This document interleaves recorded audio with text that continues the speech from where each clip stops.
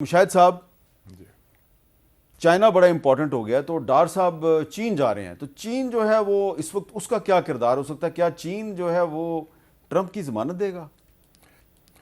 China کا اس لیے بڑا امپورٹنٹ کردار ہے کہ چائنا کے جو اس وقت پورا ٹرائنگل بن رہا ہے، ایران، پاکستان اور امریکہ، تینوں کے سینٹر میں چائنا ہے، کیونکہ ٹرمپ خود چائنا جا رہا ہے 14-15 مئی کو، اور وہ چاہتے ہیں چائنیز بھی کہ اس وزٹ سے پہلے جنگ کا خاتمہ ہو جائے، یہ ڈیڈ لائن ہے ان کی۔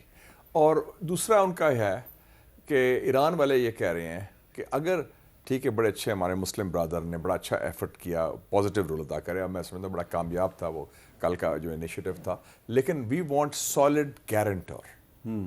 وہ گارنٹر چائنا ہو سکتا ہے، اور چائنا کہے گا کہ جناب آپ کا جو وزٹ ہے ہم اس کو لنک کرتے ہیں امن کے ساتھ، آپ یہ گارنٹیز دیں، کیونکہ اسٹریٹ آف ہارمز کھولنے کی بات ہو رہی ہے، وہ تو مذاق بن گیا نا کہ وہ تو پہلے ہی کھلا تھا، اب وہ ڈیمانڈ کر رہے ہیں ٹرمپ کا اسٹریٹ آف ہارمز کھولا جائے، تو وہ سارے جو پیکج ڈیل اگر ہے نہیں، اس کا مطلب جو پیش رفت ہو رہی ہے اس کا گارنٹر چائنا ہوگا۔ اور چائنا نے ایک اور جو اسٹیٹمنٹ دیا تھا، وانگ جی نے جب ٹیلی فون کیا ڈار صاحب کو پرسوں، اس نے کیا کہا کہ it should be under the United Nations framework. اور آپ کے پروگرام میں نے ذکر بھی کیا تھا، آپ کو یاد ہے کہ پاکستان، ترکی، چائنا اور یونائٹڈ نیشنز کے فریم ورک میں جو بھی اگر ایسی چیز آتی ہے تو وہ کریڈیبل ہوگی۔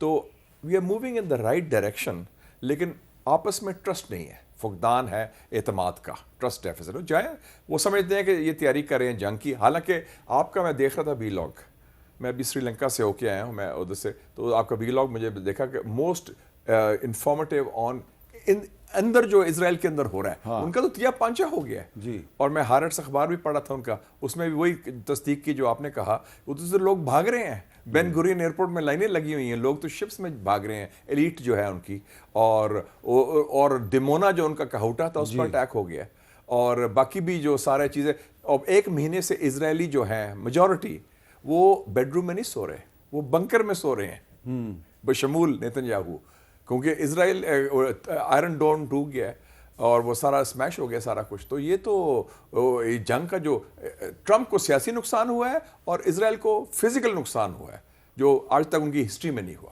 اچھا ایئر مارشل صاحب، ایک طرف تو ہم مذاکرات کی کوشش کر رہے ہیں جو کہ بڑی اچھی ہے اور اس کو پوری دنیا ایکنالج بھی کر رہی ہے، دوسری طرف جو امریکی اخبارات ہیں، مثلا واشنگٹن پوسٹ جو ہے وہ کہہ رہا ہے جی Pentagon prepares for weeks of ground operations in Iran. تو ایک طرف ٹرمپ جو ہے وہ کہہ رہا ہے جی کہ پاکستان جو ہے وہ بڑی کوشش کر رہا ہے مذاکرات کے لیے، اور ڈار صاحب چائنا بھی جا رہے ہیں، دوسری طرف واشنگٹن پوسٹ کہہ رہا ہے کہ یہ تو گراؤنڈ ٹروپس بھیجنے کی تیاری کر رہے ہیں۔ تو پھر یہ کیا مستقبل ہے اس پوری ہماری ایفرٹ کا؟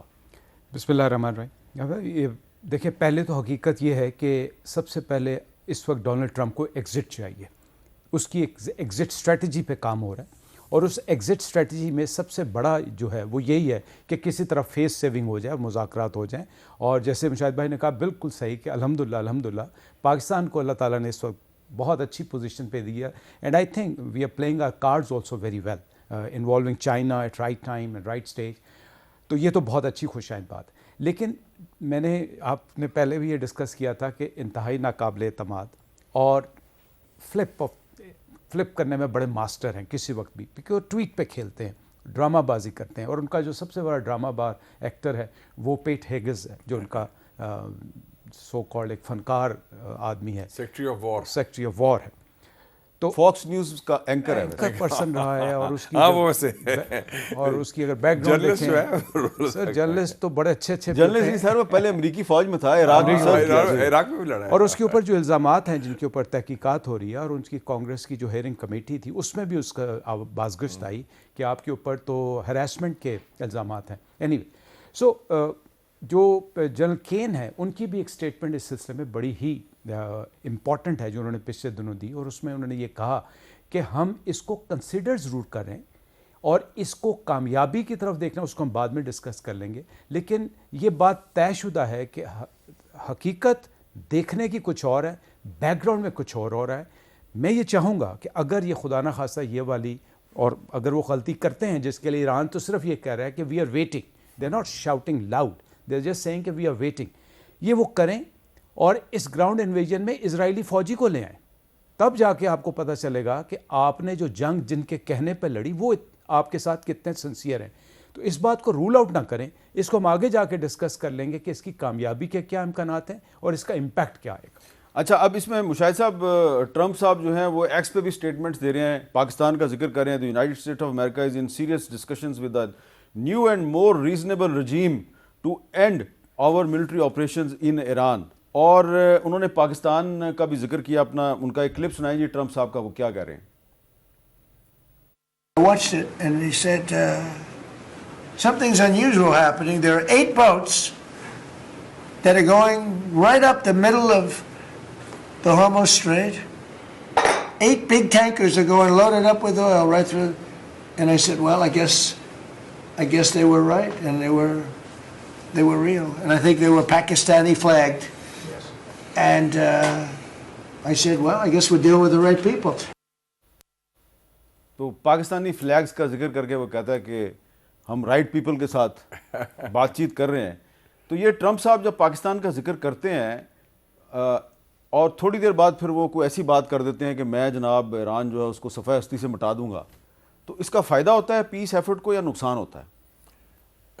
پنجابی میں ہم کہتے تھے اس کو بڑک, انگلش میں کہتے ہیں پوسچرنگ.